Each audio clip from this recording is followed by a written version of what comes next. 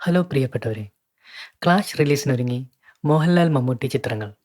തരുൺ മൂർത്തിയുടെ സംവിധാനത്തിൽ എവർഗ്രീൻ താരജോഡികളായ മോഹൻലാലും ശോഭനയും ഒന്നിക്കുന്ന ചിത്രമാണ് തുടരും. കുറേയേറെ വർഷങ്ങൾക്ക് ശേഷമാണ് ഇരുവരും ഒരു മലയാള ചിത്രത്തിൽ ഒരുമിച്ച് അഭിനയിക്കുന്നത്.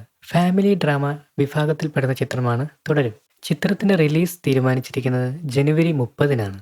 അതുപോലെ തന്നെ ഗൗതം വാസുദേവ് മേനോന്റെ സംവിധാനത്തിൽ മമ്മൂട്ടി, സിദ്ദിഖ്, ഗോകുൽ സുരേഷ്, വിജയ് ബാബു തുടങ്ങിയ പ്രധാന താരങ്ങൾ അഭിനയിക്കുന്ന ചിത്രമാണ് Dominic and the ladies purse. ചിത്രം ഇൻവെസ്റ്റിഗേഷൻ, ത്രില്ലർ, ഡ്രാമ വിഭാഗത്തിൽപ്പെടുന്ന ചിത്രമാണ്. ചിത്രത്തിന്റെ റിലീസ് ജനുവരി 23-ാണ് പ്രഖ്യാപിച്ചിരിക്കുന്നത്. എന്നാൽ ഈ രണ്ട് ചിത്രങ്ങളും ജനുവരിയിലെ അടുത്തടുത്ത ദിവസങ്ങളായതുകൊണ്ട് തന്നെ ഇവ ക്ലാഷ് റിലീസിലേക്ക് മാറിയിരിക്കുകയാണ്. എന്തായാലും മികച്ചതേതെന്ന് നമുക്ക് കണ്ടു തന്നെ അറിയാം. നീണ്ട 10 വർഷങ്ങൾക്ക് ശേഷം നിവിൻ പോളി അൽഫോൻസ് പുത്രൻ കോംബോ വീണ്ടും ഒന്നിക്കുന്നു എന്ന റൂമറുകളാണ് പരക്കുന്നത്.